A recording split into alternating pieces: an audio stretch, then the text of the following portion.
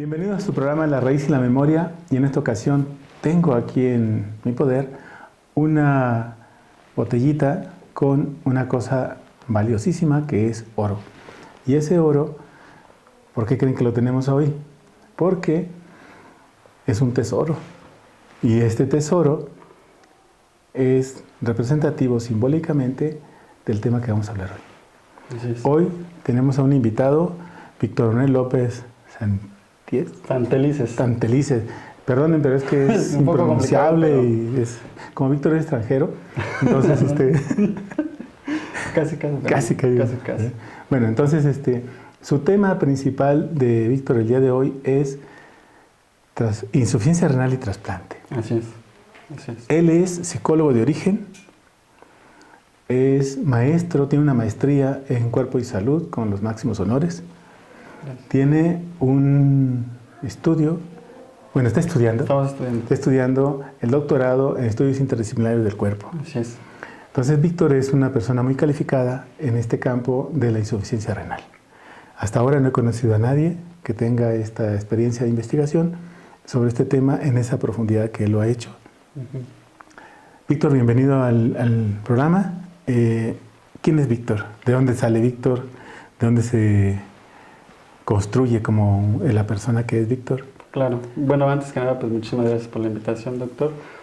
Pues como usted lo dice, pues soy una persona, ¿no? Normal, como todas las personas. Crecí en el Estado de México, ¿no? En una pequeña colonia que se llama Ciudad Azteca, donde si no te defiendes... Pero ya no fue pequeña, ya hoy no ya es pequeña, una mancha, ¿no? Ya es bien grandote. Entonces crecí ahí, ¿no? Entonces crecí con mi mamá, con mi papá, ¿no? Y bueno, un poquito de mi historia, pues es eso, ¿no? Que cuando crecí, pues mi papá, bueno, tomó la elección de parejas, ¿no? De hacer su vida aparte, y bueno, me quedé con mi mamá, ¿no? Entonces, pues en esta forma de vivir, ¿no? Donde pues nada más ya con mi mamá, pues mi mamá todo el tiempo trabajaba, ¿no? Entonces mi mamá, pues buscando este ideal, ¿no? De buscar una mejor condición de vida para su hijo o para la familia, pues nos fuimos cambiando de ciudad, ¿no? Entonces a veces vivíamos en Ciudad Azteca, a veces nos mudábamos un poco más hacia el estado de Hidalgo, ¿no? En un pequeño pueblo de donde son mis abuelos.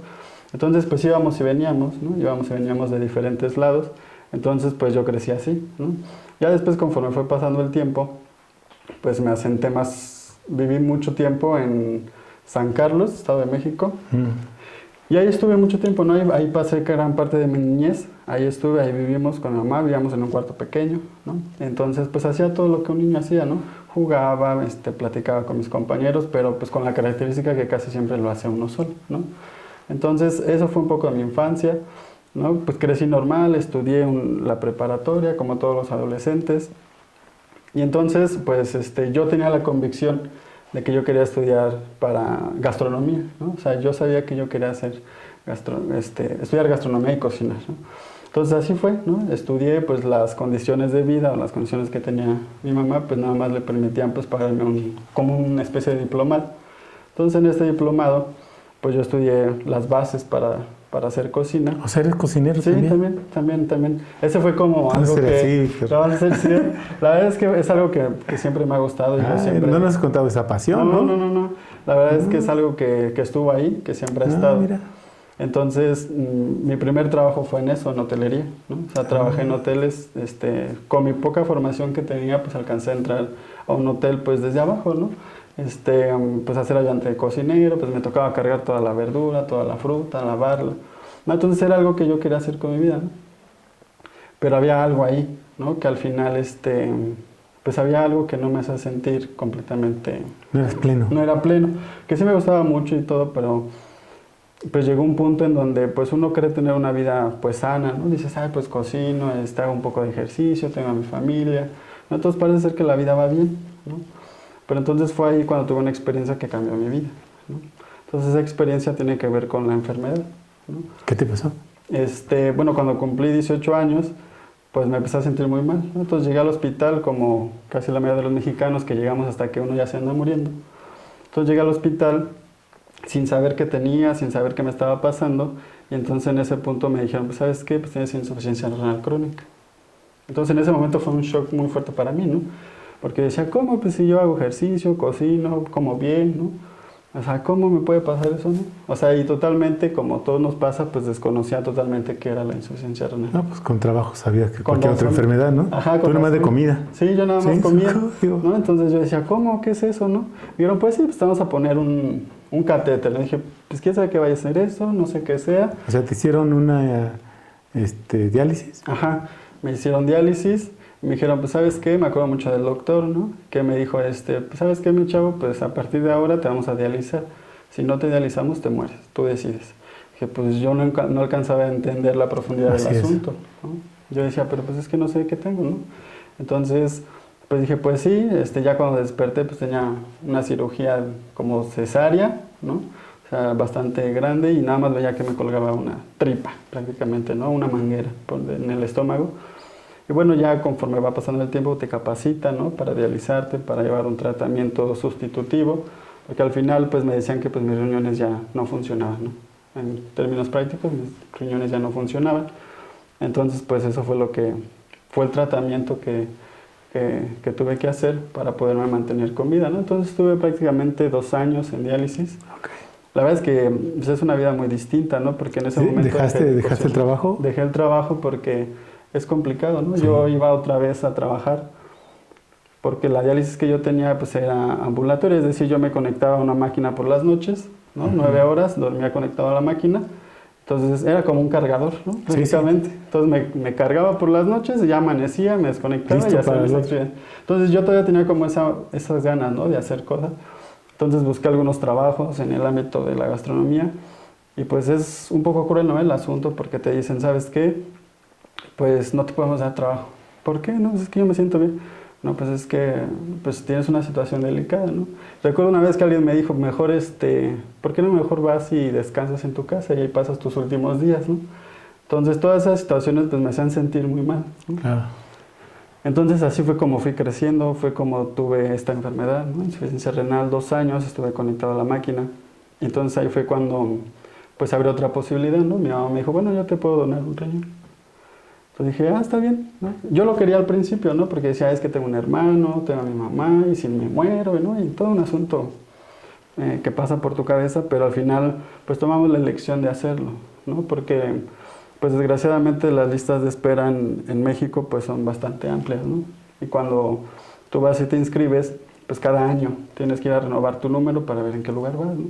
Y las listas son conforme al tipo de sangre que tienes, ¿no? No es una lista general. Entonces el problema era que yo al año que iba, pues nada más avanzaba 1 o 2. ¿Qué tipo de sangre eres? Yo soy A positivo. Uy.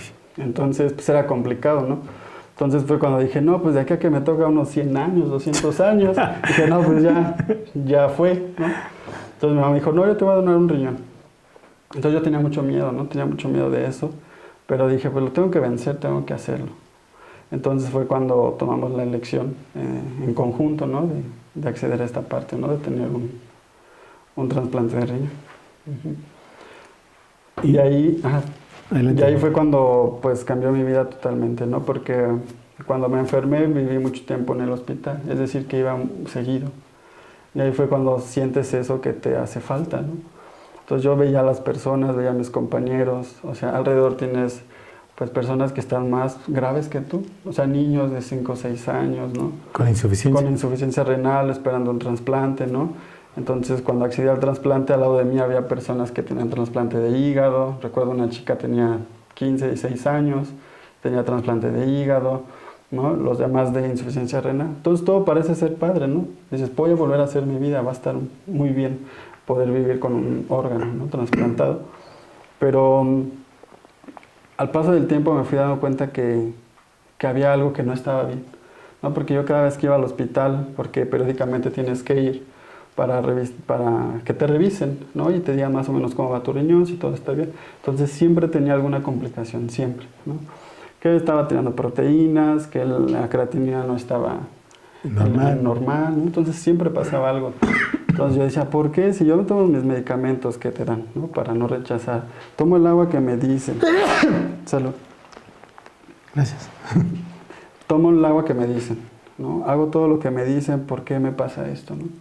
Entonces fue cuando empecé a ver que algo no estaba bien, ¿no? Porque también veía a mis compañeros que entraban a consulta y ya no salían. O sea, ya no salían porque del otro lado te decían, ¿sabes qué? Pues ya es momento, necesitamos hacerte una biopsia, ¿no? Tu riñón no está bien. O sabes que ya lo perdiste, necesitamos hacerte otra vez diálisis. Estamos hablando de los trasplantados. De los trasplantados, ¿no? Entonces la verdad es que era pues un poco complicado. Entonces yo me empecé a dar cuenta que las cosas no eran como nos decían, ¿no? O sea, yo decía, es que ¿por qué pasa? Se supone que tienes un trasplante o tienes una posibilidad de vivir otra vez. ¿Por qué no pasa? ¿Por qué no existe esa posibilidad? Porque te dicen, pues a lo mejor te puede durar 15 años, ¿no? Te puede durar un mes, un año, depende de cómo lo cuides y de a cómo esté tu riñón, ¿no? Entonces, pues yo siempre tenía eso, decía, no. Entonces ahí fue cuando me di cuenta que había que hacer algo distinto, ¿no? Porque lo estaba viviendo yo y lo estaban viviendo todas las personas que estaban a mi alrededor, ¿no? O sea, yo cada vez que iba veía que algo pasaba, que el otro ya no regresaba o que ya había muerto. Entonces dije, no puede ser esto posible, ¿no? Y veía como, pues en las miradas de los niños, de los compañeros, pues había mucha tristeza. Me dije, es que esto de vivir con un trasplante no es como lo dicen. No es como dijeron que ibas a vivir 15 años, Sí, así, sí. bien, sin líos. Exacto. Entonces fue cuando pues tomé una elección. No dije, yo tengo que hacer algo distinto.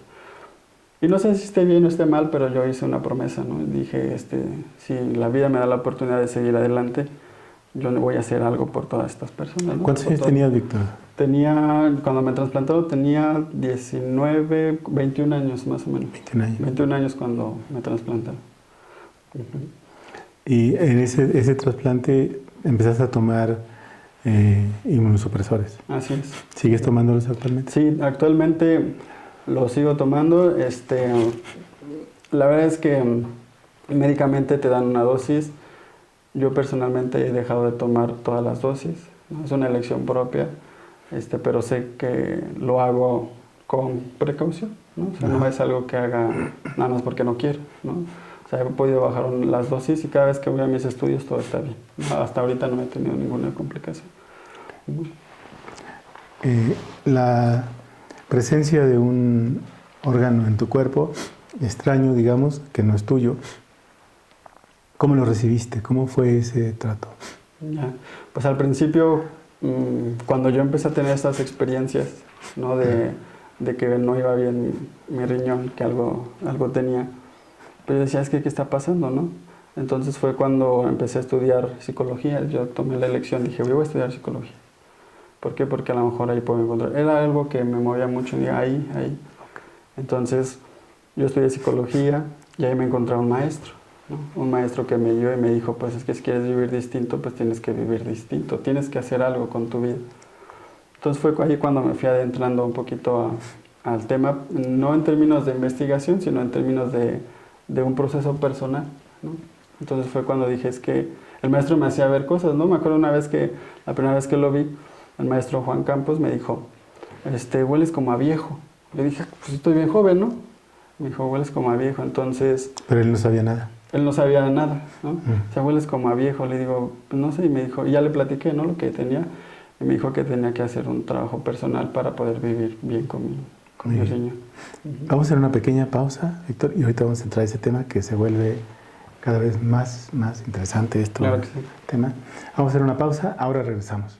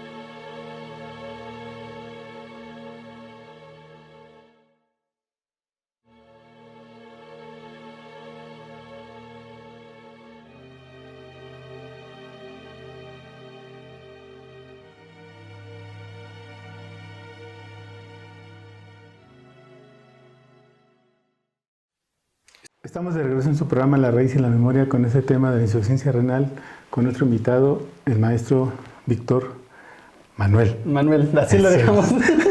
Es que el otro está muy difícil, el apellido. Víctor Manuel López. Así, sí, así. Entonces, Víctor, has incursionado en este tema de la psicología. Así es. ¿Y qué encontraste ahí? ¿Cuál fue la respuesta para tu tema de que tú quieres hacer algo? Claro. Sí, pues lo primero que hice, como le comentaba, es, a mí me nacía estudiar psicología, ¿no? O sea, era algo que estaba en mi interior. O sea, decía, es psicología, algo tengo que descubrir ahí. Y yo intenté hacer mi examen a la UNAM, ¿no? Pero casualmente ese día me sentí mal y ya no fui. Pero algo me decía que tenía que hacerlo en una escuela específica. En específica. Yo cada vez que pasaba por la escuela decía, es aquí, es aquí, es aquí. Entonces yo me aferré y me metí a esa escuela, ¿no? Ahí fue donde encontré al maestro Juan, que él fue el que me fue guiando, ¿no? Fui parte de su servidor social cuando llegaron las prácticas profesionales de la carrera. Entonces yo ahí fue cuando le dije, es que yo quiero estudiar porque enfermamos de insuficiencia renal. Entonces él me dijo, sí, yo te voy a guiar, ¿no? Yo te voy a decir por dónde es el camino que tienes que hacer. Entonces ahí fue cuando me dijo, tienes que hacer primero algunas entrevistas, ¿no? Para ver qué está pasando, a la par de hacer un trabajo personal conmigo, ¿no? Porque pues al final yo tenía estas características que él me decía, pues es que es importante, ¿no? Entonces fue así como empecé a hacer algunas entrevistas en temas de psicología. Entonces ahí me fui dando cuenta de algunas cosas, ¿no? Entonces ahí nada más el maestro me hizo ver que era importante que trabajara conmigo mismo, ¿no? Entonces hasta la licenciatura fue lo que alcancé a hacer, ¿no? Algunas entrevistas para ver qué era lo que estaba pasando y hacer un trabajo con mi persona, ¿no? A ver, entrevistaste a otras gentes que tenían el problema de insuficiencia renal. Exacto. ¿Y qué encontraste en común? ¿Qué hay ahí? Pues al principio cuando lo hice en licenciatura, pues lo primero que encontraba es que no disfrutaban la vida, ¿no? O sea, yo decía, pues es que no disfruta nadie, o sea, todos viven para su riñón. Fue lo primero que encontré, ¿no? O sea, todos viven para el riñón, que no se golpee. Cuidan que no se acabe, que no se desgaste, que no nada. Exacto. Y entonces no viven. Y no viven. O sea, es una prisión. Es una prisión, el riñón, ¿no? Entonces, cuando yo me empecé a dar cuenta de esas pequeñas cositas que se veía... Pero pues, es una cosota. Sí. O sea, no vives la vida, estás atado. Exacto, sí. Y es gente que no trabajaba. Que no trabajaba, sí, porque cuando estás trasplantado te dicen, tienes que tener una actividad tranquila. Así, o sea, jugar matatena. Así. O sea, yo le decía, es que yo quiero estudiar y trabajar. Pues, tranquilo, no, o estudias o trabajas, ¿no? Una a la vez porque te puedes desgastar.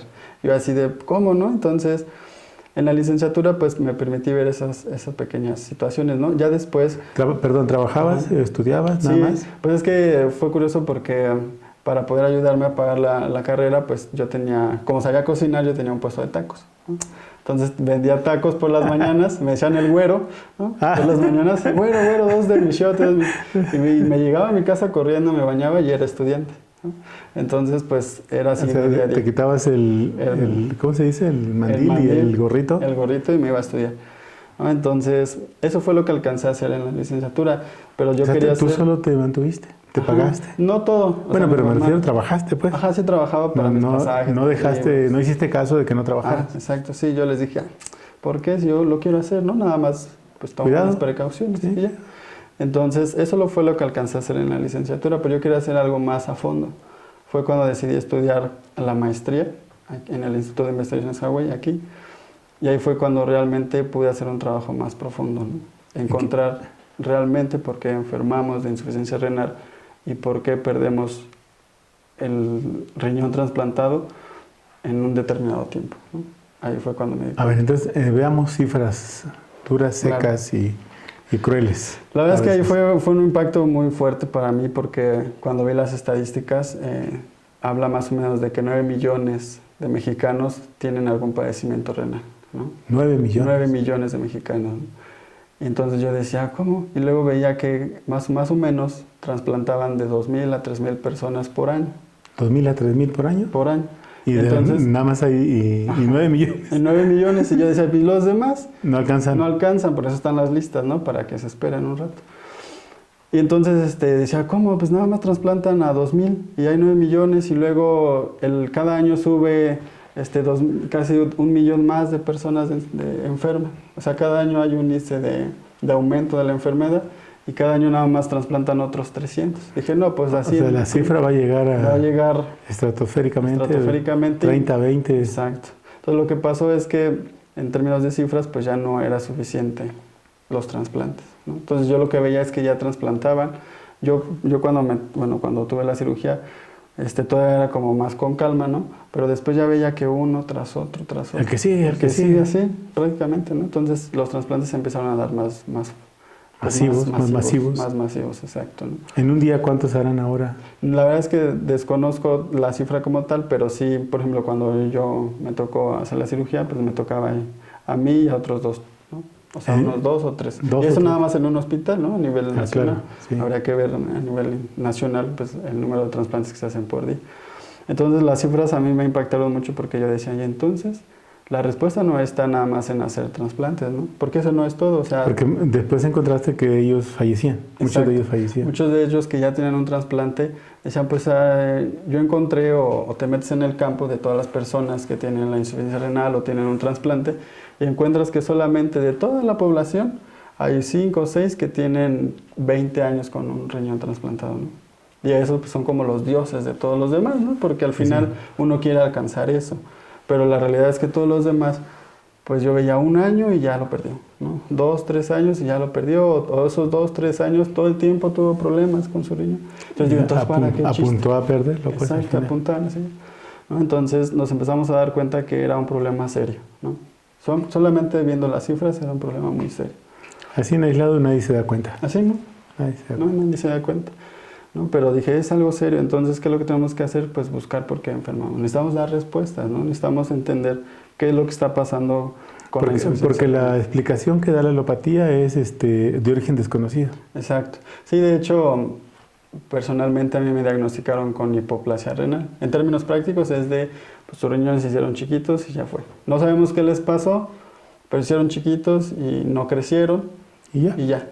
¿No? Entonces la mayoría de los que yo les preguntaba, ¿y a ti qué te diagnosticaron? Lo mismo, y lo mismo, y lo mismo. A todos lo mismo. A todos lo mismo, ¿no? A muchos, ¿no? Hay otros que son secundarios a una diabetes. Sí, pero eso ya son otras circunstancias, ¿no? Exacto. Estamos hablando de los que no llegaron a diabetes, que no llegaron a adultos, ni siquiera para decir tiene hipertensión. Exacto. Y es el fruto de... De hecho, las estadísticas nos hablan de que la gran mayoría de las personas que tienen un trasplante oscilan ahorita ya edades más o menos entre los 15 y 35 años.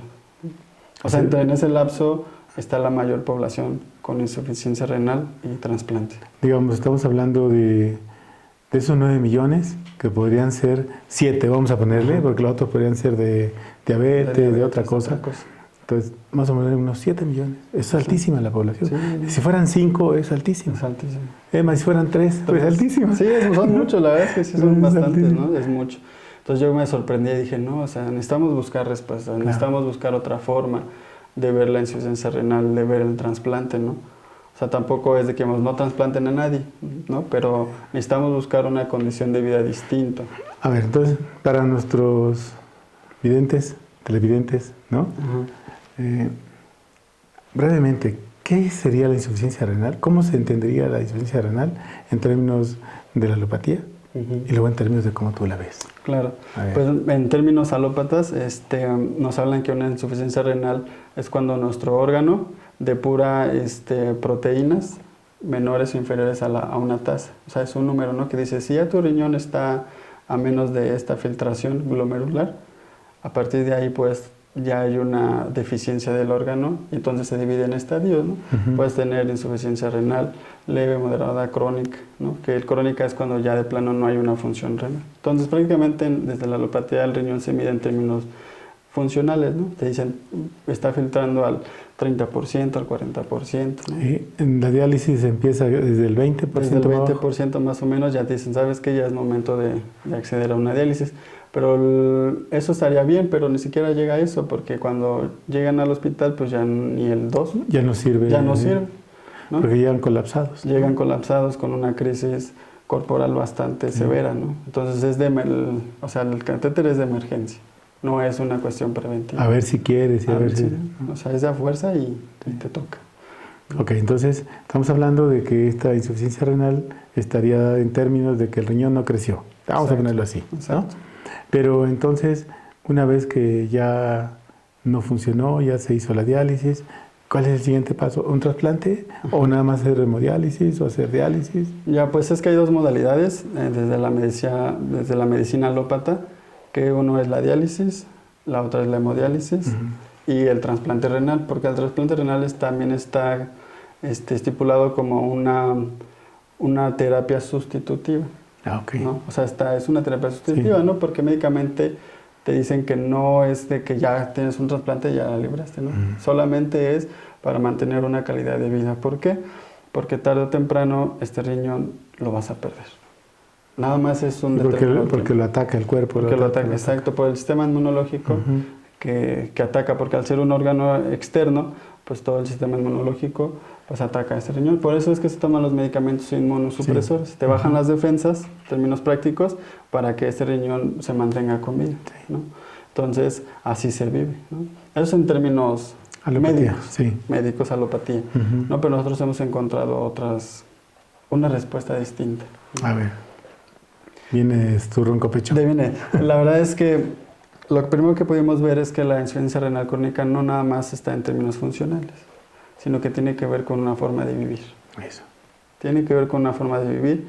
En esta forma de vivir es necesario revisar la relación personal con las personas con las que te rodeas. Estamos hablando de mamá, papá, hermanos, tíos, abuelos, ¿no? La forma en la que te alimentas, la forma en la que vives, el contexto que te rodea, dónde naciste, el agua que tomas, todo lo que está ahí. Entonces eso te hace tener una forma de vivir particular. Y donde se concreta en este caso es en el riñón. Donde se concreta es en el riñón.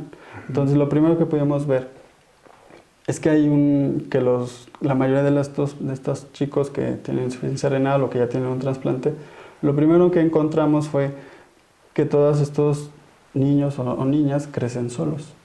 Es decir, que no hay... Trabaja papá, trabaja mamá, mamá. Lo meten en la guardería. Lo meten en la guardería, lo mandan a cuidar con los abuelos, ¿no? Entonces crecen solos.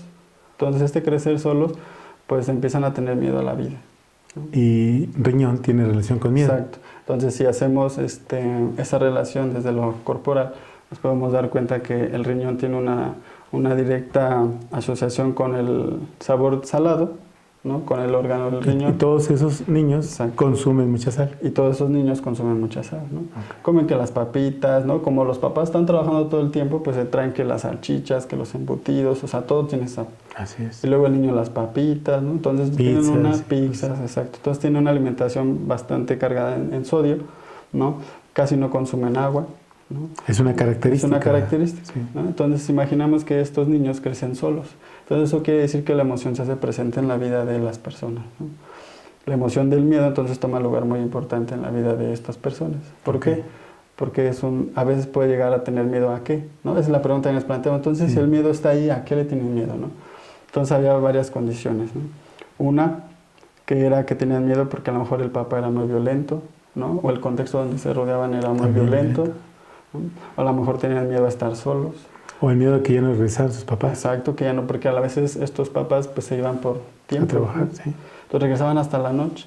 Entonces con la angustia, el miedo de estar solos, pues prácticamente están a la deriva del contexto, ¿no? O de lo que entonces quiere decir que es un miedo terrible. Exacto. Es un pánico, ¿no? Exacto, porque es constante, ¿no? Sí. No es algo que digas, pues me dio miedo por un momento y ya sigo mi vida, sino está presente todo el día. Okay. ¿No? Entonces genera pánico. Vamos a hacer una pequeña pausa y ahorita vamos a continuar sobre ese mismo tema. Hacemos una pausa y regresamos en un momento. No se vayan. Ahora volvemos.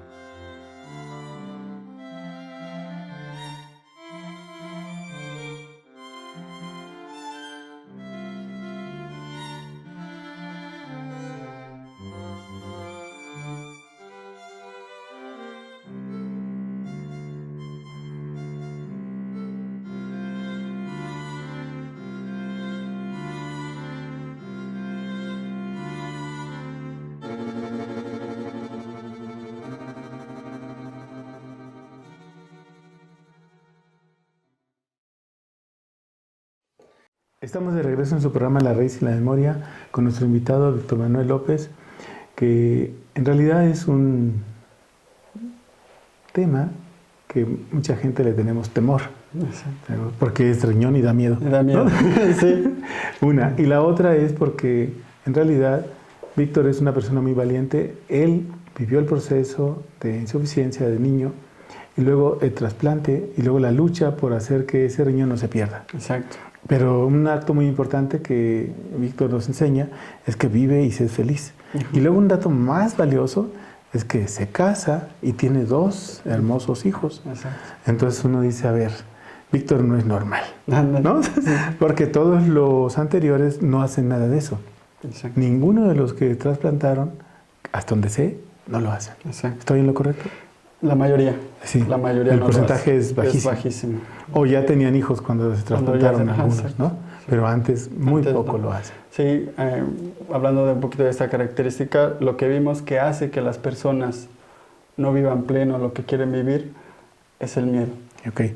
Cuando nos dices que vivieron mucho tiempo solos o con temor a que no volvieran, que se perdieran, que etcétera, Exacto. todo eso que vive un niñito, ese miedo, ¿cómo lo encontraste que se instala en el cuerpo, Víctor? Ya. En el riñón más bien. En el riñón. Sí, ¿cómo Sí. se instala? Es que ahí hay un proceso, una línea que cruza esa emoción, ¿no? Porque primero se puede ver en este primer momento, ¿no? Cuando los papás se van. Pero la característica que tienen es que viven con los tíos, ¿no? O con la familia extensa. Ajá. Entonces el miedo es a lo mejor, pues mi mamá no regresa, pero tengo a mis tíos medianamente, ¿no? El problema surge o se hace más grande el miedo, ¿por qué? Porque como los papás están buscando tener una mejor condición de vida para este hijo, ¿no? Entonces sucede algo bien característico, que ahí vimos el segundo momento es que en casi todos los casos el papá no está. Es decir, O sea, ¿se fue? puede ser que se haya ido, ¿no? O está muy ausente. O está muy ausente o haya muerto. Entonces es una característica muy importante porque entonces la mamá pasa menos tiempo todavía, ¿no? O sea, ya Porque no tiene al papá. ella tiene que salir a buscar Tiene que salir a sustento. buscar. Y entonces el niño, y si lo ponemos así, imaginemos que el niño se le va a su papá, o se le muere, o hay alguna situación, y luego la mamá pasa más tiempo, entonces el miedo a perder a los padres es más intenso. Y no basta con eso, ¿no? Entonces, como esta mamá está buscando pues para mejorar la condición, pues un día llega ese cambio, ¿no? Y entonces un día les puede decir, ¿sabes qué? Ya tenemos una mejor condición de vida, ya nos compramos nuestra casita, o ya vámonos a vivir para acá. Entonces emigran a otra ciudad o a otro estado. Y entonces ahí es donde el miedo se hace más fuerte. ¿Por qué? Porque ya no hay nadie. Es decir, ahora sí está solo. Ahora sí está solo, ¿no? Entonces se enfrenta... Ya no está el tío, ya no está la tía, ya no el abuelo, no hay nadie. Ni el vecino que le eche el ojo, nada. Es decir, que más o menos este proceso lo vimos que los niños que cuando se cambian de ciudad, pues más o menos van entre la secundaria y la prepa, ¿no? Entonces, como ya van a la escuela, pues la mamá los deja en la escuela, se regresan solos, o alguien pasa por ellos, entonces pasan la mayor parte del tiempo solos. Ahora sí, solos totalmente, ¿no? Entonces, en una casa que es fría, pues el miedo los empieza a consumir, ¿no? Porque estás solo, tu mamá o la familia que tienes llega hasta en la noche, entonces no saben qué hacer, ¿no? Entonces, ese miedo se empieza a instalar en el riñón, ¿no? Se empieza a hacer cada vez más fuerte y se empieza a abrir un vacío más fuerte en estas personas porque no saben para qué es la vida, si todo es soledad, si todo es miedo. ¿Hay una coincidencia con estos niños de que un alto porcentaje emigró? Sí, de hecho todos los que entrevistamos, todos. Oye, Víctor, pero eso es un dato muy... Todos. Muy contundente, porque la movilidad social es muy amplia. Exacto. O sea, te mueves de colonia, o te mueves de barrio, o te mueves de estado. Ajá, exacto. De hecho, todos los que entrevistábamos, todos se movieron a otro lugar. Y la característica que ellos decían es que a mí no me gusta esta vida, porque extraño. Todos tienen esa queja. Todos tienen esa queja.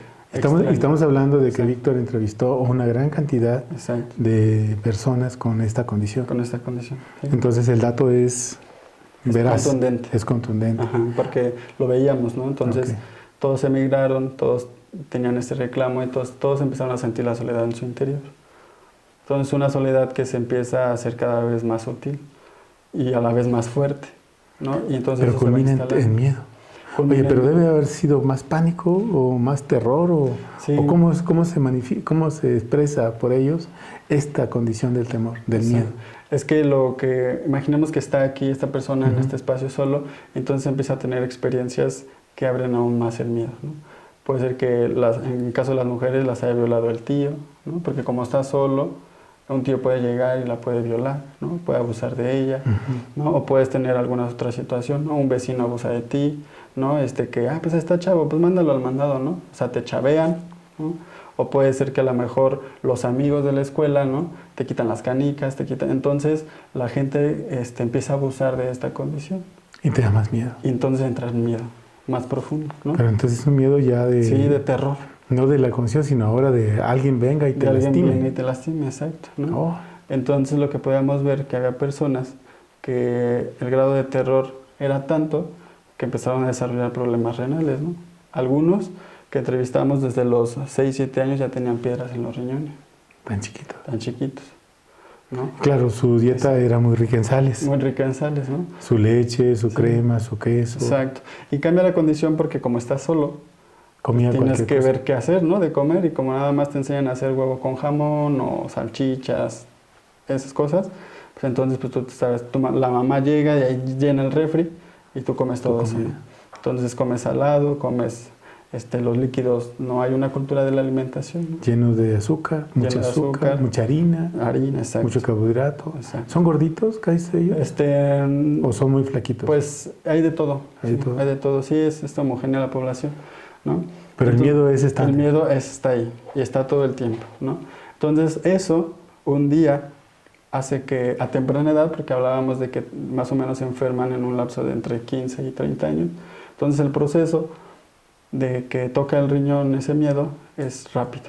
Entonces en un corto periodo de tiempo las personas se enferman de insuficiencia renal crónica. Aunque hoy día tenemos a niñitos de 5 años, de 5 7 años, exacto. 8 años. Exacto. Y los he visto con trasplante, los he visto con catéter a esa edad. De hecho he visto niños casi recién nacidos con trasplante, sí. De hecho hay niños que ya desde que nacen están esperando un trasplante. ¿Cómo crees? Sí, hay pero la mamá vivió terror. Sí, bueno, lo que hemos visto en esos casos es que ese miedo es de la mamá, ¿no? Así por ejemplo. Sí. Es miedo de la mamá y bueno, vivió cosas violentas, exacto. La secuestraron, en fin, hicieron. Sí, porque hemos visto, porque es lo que nos preguntábamos, ¿cómo si hay niños tan pequeños, ellos no tienen una relación, no tienen una forma de vivir? ¿Cómo es que nacen con esa condición? Pues fuimos a los padres y los padres son los que tienen esta condición. Entonces el proceso cada vez se hace más complejo, ¿no? Porque hablábamos de que entre 15 y 35 y ahora tenemos niños más pequeños. ¿Y ahora bebés? Ahora bebés, ¿no? Y la cuestión se va complicando.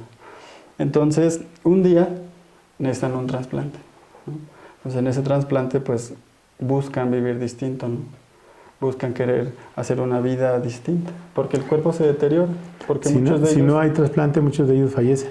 Muchos fallecen por el deterioro de la terapia sustitutiva, que es diálisis y hemodiálisis, ¿no? Porque al final es una terapia que no va a cumplir en términos funcionales. Fisiológicamente no cumple todo el proceso que requeriría de liberar la toxina, sea urea, creatinina. Exacto. ¿No? Entonces, algún día mueren, ¿no? Esperando un riñón. Y los otros que acceden a un riñón... Ahora sí que se muere esperando un riñón. Se mueren esperando un riñón. Y lo peor del caso es que los que lo tienen viven para el riñón. Que como lo que comentábamos, claro. ¿no? Que no le pase nada, que mis medicamentos, que el agua, ¿ya cuántos litros llevo? 2, 3 litros, no, me falta medio litro diario, ¿no? Entonces empiezan a entrar en pánico por cuidar el riñón. Entonces, eso puede destruir el riñón. Eso lo destruye, ¿por qué? Porque no se vive, ¿no? Y hay miedo. Hay miedo, porque al final, a vivir, ¿por qué no cambia la condición? Porque uno cree que dice, pero ya tengo un riñón trasplantado, físicamente sientes mejor, ¿no? Pero tu vida no cambia, sigues teniendo el miedo, sigues teniendo miedo a hacer las cosas. A ver, entonces es un problema de los trasplantados. Exacto. Que quizás no han trabajado la alopatía, nomás lo trasplante y ahí lo deja. Ya arréglate, vive tu vida, no hagas fuerza, no estudies, no trabajes o trabaja leve y ya.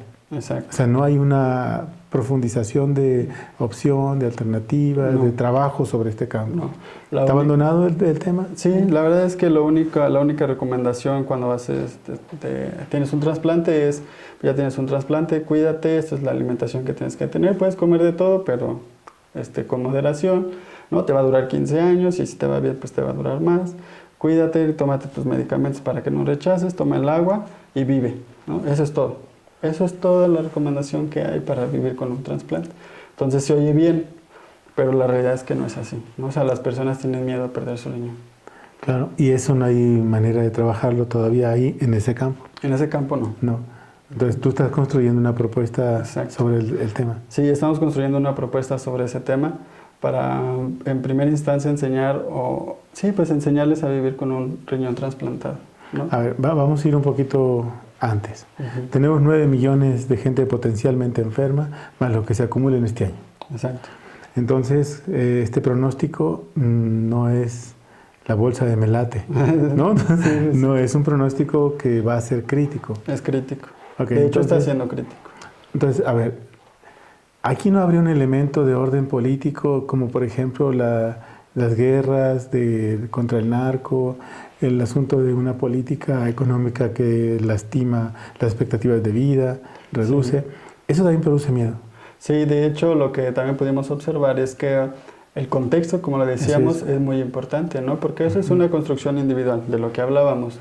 Pero si vamos al contexto donde nos desarrollamos, nuestro país, pues si vemos nuestra historia, venimos de un sometimiento. Y ese sometimiento no fue bastante agradable, no fue suave, pues. No fue suave, fue con miedo, fue violento.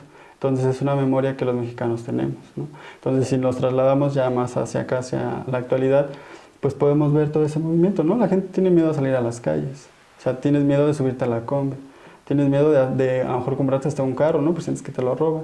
Tienes miedo de traer un reloj porque sientes que te lo roban. O sea, tú vas y lo primero que ves en las calles son los periódicos, ¿no? Violentos, ¿no? Y que ya escuchaste que al vecino lo asaltaron y que al otro vecino ya lo secuestraron.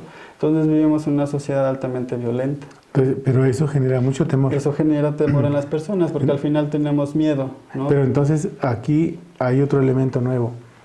No migran, pero tienen mucho miedo. Exacto. Y tienen el riesgo entonces de tener quizás no una insuficiencia, pero tiene pielonefritis, tiene un cálculo, tiene cistitis recurrente. Sí, tiene alguna afección en su riñón. Y eso se ve, ¿no? O sea, no quiere decir que eso es un sinónimo de insuficiencia. Sí, no. Digo, porque si alguien dice, oiga, y entonces yo tengo miedo. Me va a dar, ¿no? Me va a dar. Sí, no. Hay clases de miedo. ¿no? Hay clases. Los más profundos son los que afectan. Pero al final todos tenemos eso, ¿no? Entonces, esta investigación nos dio apertura para hacer dos cosas. Uno, trabajar con los estos que tienen muchísimo miedo y alguna situación pues más delicada, pero también es una forma de prevenir a los que tenemos miedo más leve, ¿no? Por así decirlo, a la sociedad, a la cultura en la que vivimos, ¿no? O sea, trabajar el miedo que sea lo que corresponde a la condición de sobrevivencia. Exacto. No quitar el miedo tampoco. No, porque es necesario. Exacto, que sea un punto de equilibrio ahí en el cuerpo como tal. Exacto. Bien. Te aproximaste a todos estos pacientes, hiciste un inventario, digamos, encontraste que hay gente con mucho miedo profundo, otros no, pero todos llegó al riñón. Todos llegaron al riñón. Y todos tienen esta característica, compartieron migración. Movimiento. Exacto. Okay. Entonces, ahora tenemos una nueva realidad, digamos. Exacto. La gran mayoría de los cuerpos están siendo cruzados por una política del terror de los últimos 18 años, ¿no? Más o menos. Sí. Entonces, ¿eso significa que el pronóstico, Víctor, va a ser mayor? Sí, es mayor, ¿no? De hecho, en los hospitales se vive y es algo que no se ve en las noticias, ¿no? Claro. Pero, por ejemplo, los trasplantados, ha habido ya momentos de crisis por los medicamentos. O sea, ya hay muchas personas que no tienen su medicamento. No alcanza. No alcanza, ¿no? O ya no alcanzas o tienes que esperar, ¿no? Para una diálisis, una hemodiálisis. Entonces, la crisis se está viviendo. Tan es así que ya se están abriendo otros hospitales para eso, ¿no? Muy bien. Vamos a hacer una pequeña pausa, Víctor, y ahora regresamos con este tema miedoso. Regresamos.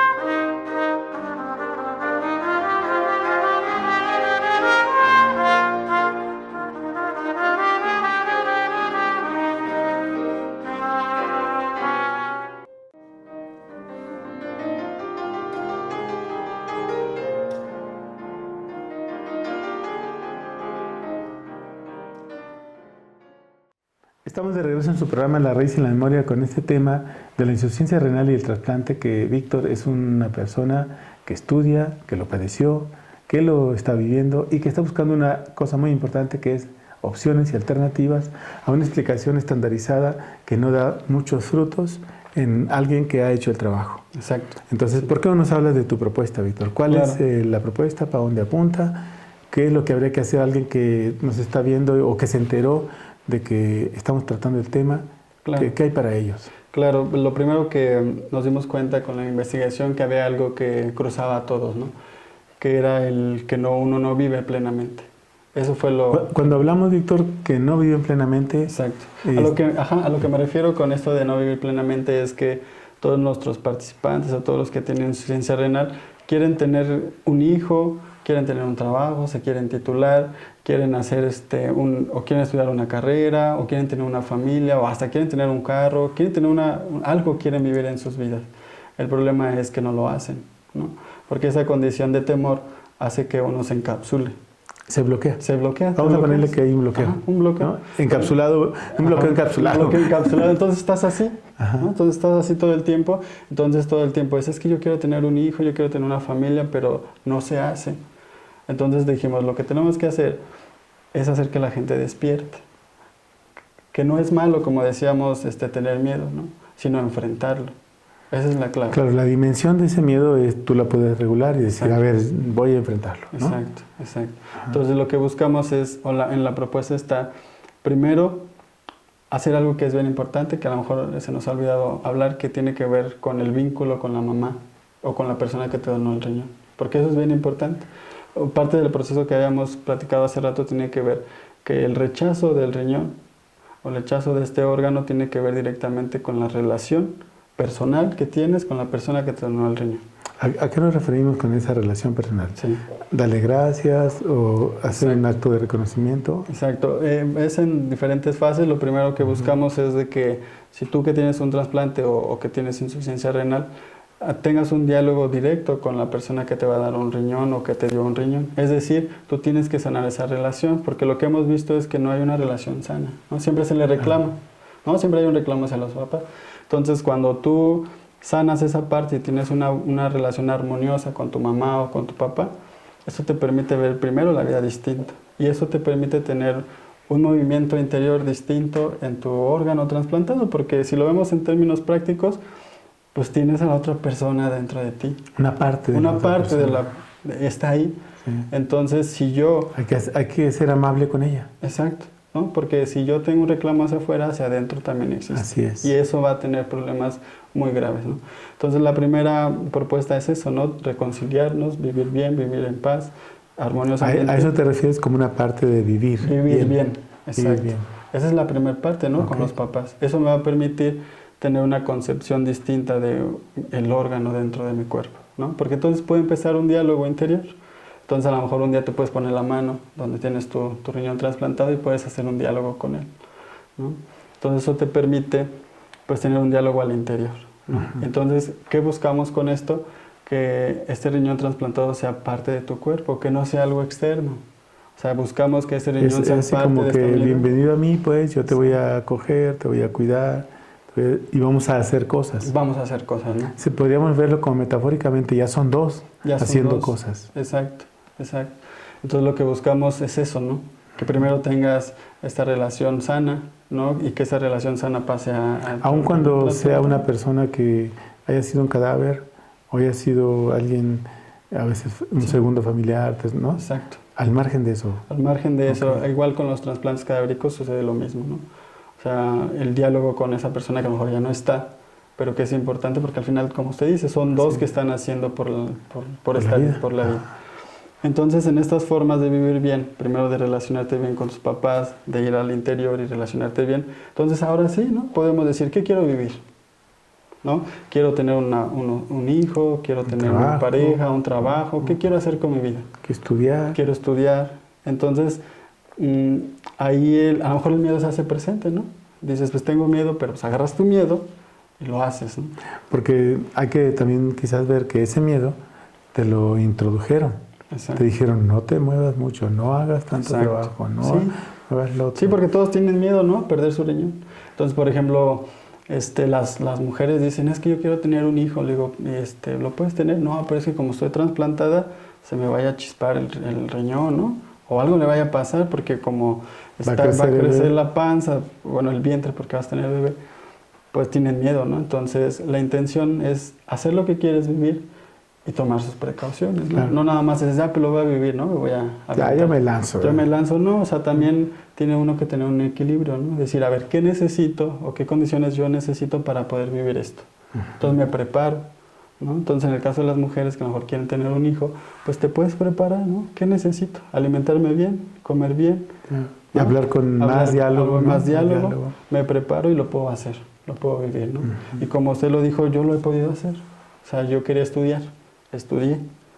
Quería hacer ya trasplantado, ¿no? Ya trasplantado. O sea, eso es un dato importante para aquellos que nos ven, que digan, no, pues yo no puedo, ¿no?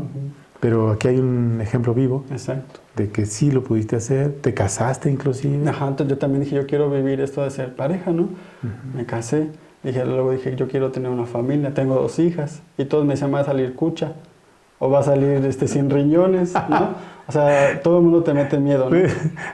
¿Pero quién te dijo eso? Pues es que la sociedad, la gente te dice, oye, pero tú ya no tienes un riñón, no se la vayas a pasar, y pobrecita. Y no va a salir sin riñones. Va a salir sin riñones, y ¿qué tal si después le pasa? Dije, no le va a pasar nada. Pues claro que no, porque la información no está ahí. No exacto, sí, entonces era algo que, y aunque no lo creamos, la gente no lo hace por eso, ¿no? Claro. Porque tiene miedo a que le pase algo. Bueno, más bien es mucha ignorancia, ¿verdad? Sí. Que médicamente también te dicen lo puedes hacer, ¿no? Pero nadie lo hace. Pues sí. ¿No? Entonces, también eso fue lo que hicimos, ¿no? Dije, entonces, quiero tener hijos, pues tengo hijos. Quiero hacer ahora un doctorado, lo hago. ¿No? Queremos hacer una propuesta, lo hacemos. Sí, aquí hay que resaltar que Víctor es una persona que se metió a fondo. Como ya vieron, se metió a fondo del problema y creó y construyó una propuesta para poder decir, sí puede hacerse. Sí es factible hacer esto, ¿no? Exacto. Y vivir la vida plenamente. Exacto. Bueno, desde que yo te conozco, tú eres pleno. O sea, ustedes lo vieran, a veces se mueve más y hace más que otros que están enteritos, ¿no? Sí. Pero es un proceso personal de construcción. Exacto. Entonces, ¿por qué no nos hablas de este proceso que tú enfrentaste? Porque, bueno, la propuesta ya está. ¿O falta alguna parte de la propuesta? No, pues prácticamente eso, ¿no? O sea, si lo quieres vivir, vívelo. O sea, yo sé que a veces uno tiene miedo, pero que ese miedo te sirva para vencerlo. Y te atreves y lo haces. Entonces, cuando lo empiezas a hacer, el miedo desaparece. Y sigues hacia adelante, ¿no? Entonces, esa es la propuesta, ¿no? Y hablando un poquito del proceso que yo he vivido, pues es que tiene que ver con la convicción que uno tiene en el interior, ¿no? Porque a veces yo estoy seguro que todos allá, los que nos están viendo, sienten algo en su interior, ¿no? Y tienen un deseo profundo por vivir algo. Entonces, a mí me pasa así. Yo tenía un profundo interés por vivir cosas. Entonces, que esa convicción que nace de tu corazón o que nace de tu interior, pues se puede hacer. Entonces, yo fue lo que hice. Sí, el mundo está ahí. Y el mundo está ahí. Y las opciones están ahí. La cuestión nada más es atreverse a hacerlo. O sea, yo lo hice. Claro, no te aventaste así nada más, ¿no? Hiciste un trabajo personal. Sí, por ejemplo, yo me acuerdo que hubo una época donde trabajaba, venía la maestría y acaba de nacer mi hija. Traíamos a nuestra hija a la escuela, a clases. Entonces mi hija tomaba clases en la maestría, por ejemplo, ¿no? Entonces dije, bueno, son muchas actividades, pero entonces yo me tengo que cuidar más.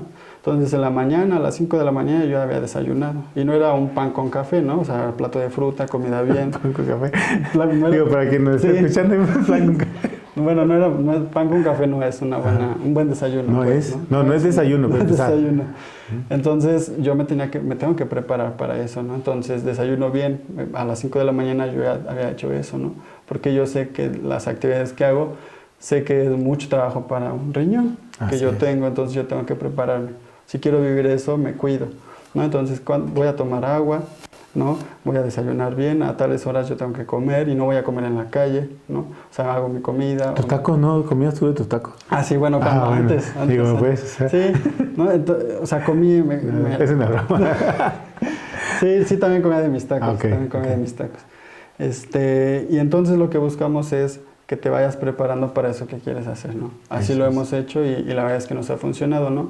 Y también, ¿no? A veces escucho mucho mi cuerpo, ¿no? Porque a veces uno lo siente, uno Oye, llega capaz a pero sentir. también la otra parte es maravillosa para ti. O sea, tu pareja Exacto. ha de ser genial. Sí, sí, sí, la verdad es que es muy tolerante, tiene un corazón muy noble, ¿no? O sea, ella siempre ha estado ahí, desde que me conoció con la condición que supuestamente tengo. O sea, me dijo, yo me aviento, ¿no? Y a lo que se dé. Entonces hemos construido muchas cosas, ella entiende muchas cosas. Por ejemplo, yo luego le digo, es que ya necesito descansar. Y a lo mejor no es en la noche, es a mediodía, ¿no? Te digo, necesito en esta semana descansar, porque me escucho. Y sé que un riñón es mucho trabajo para mi cuerpo, entonces digo, ya necesito descansar.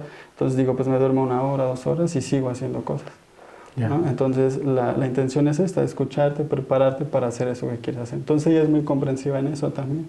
Sí, porque creo que hay que darle ese mérito, ¿no? Claro. De que hay alguien ahí contigo que te apoya, te da, te acompaña, te aconseja, te ve. Sí, sí, sí. Te dice, oye, Víctor, a ver, vente para acá. Sí. Siéntate, acuéstate. Sí, ¿no? luego me dice, no, ya vete a dormir cuando me vea así todo con los ojos para atrás. Ya me dice, no, ya vete a acostar. Ya es hora que duermas. Ya es hora que duermas y ya me voy a dormir, ¿no? Descanso. O sea, nos apoyamos mucho en ese sentido, ¿no? De que siempre tenemos esa convicción de que si queremos vivir algo, ¿qué vamos a hacer para poderlo vivir? Y que todos lo podamos vivir, tanto ella como yo, como mis hijos, ¿no? Entonces, al final siempre nos preparamos para eso, ¿no? Para vivir la vida plenamente, ¿no? Muy bien. Pues es admirable. Víctor, yo siempre he dicho que eres un ejemplo a seguir, ¿no? Gracias. Y creo que los que están viviendo un proceso similar al tuyo deberían mucho que aprender. Exacto. ¿Te pueden contactar de alguna manera? Sí, sí, sí, claro. Tenemos un espacio donde damos consulta, ¿no? Está ubicado en Los Héroes Tecama. Si les queda, pues por ahí podemos trabajar. Y bueno, les dejo mi número, no sé si se puede. Tú puedes decir. El número es 55 73 63 11 06. Nos pueden contactar y podemos platicar. Agendar alguna cita y poder trabajar, ¿no? De hecho, hemos hecho algunos cursos, ¿no? Con personas con trasplante. La verdad es que es muy agradable porque de esos que asistieron, 2 ya tienen un hijo, ¿no? Ahí está. Y viven bien. Sí se puede. ¿No? Sí se puede, Sí se entonces puede. ellas lo hicieron. Entonces una vive bien, tiene su hijo, lo disfruta, ¿no? La otra dijo, yo quiero hacer servicio, está estudiando algo de servicio social y lo hace, ¿no? Y van bien con sus trasplantes y todo bien, ¿no? Entonces hemos podido hacer cursos para esas personas y enseñarles a vivir bien. Pues entonces, ¿red tienes así de Face y esas cosas? Pues no tengo así como tal, tengo nada más el personal, pero a lo mejor por el número que te es más busquen, fácil. okay. Ajá, es más fácil. Muy bien.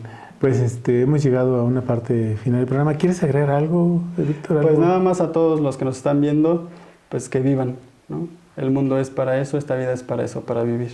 Que nada te detenga. Si tienes miedo, agarra tu miedo y hazlo. O sea, todo eso que quieres vivir se puede hacer y se puede hacer bien. Sin ningún efecto de culpa, sin nada de esas cosas, ¿no? Vivirlo. Vivirlo. Muy bien. Víctor, muchísimas gracias. No, pues muchas gracias a ustedes por invitarme. Asistido y compartir con los televidentes, videntes, cibernautas, como les llamen. Y yo creo que cuando tengas más avances en tu investigación, te volveremos a invitar nuevamente, sí, ¿no? Porque yo creo que esos 9 millones necesitan algo. Necesitan hacer otras cosas. Necesitan algo. Muy bien. Muchísimas gracias. Muchas gracias. Nos vemos en la próxima. Denle like, suscríbanse y no se van a arrepentir porque les va a llegar información permanente de buena calidad. Nos vemos en la próxima. Pásenla bien.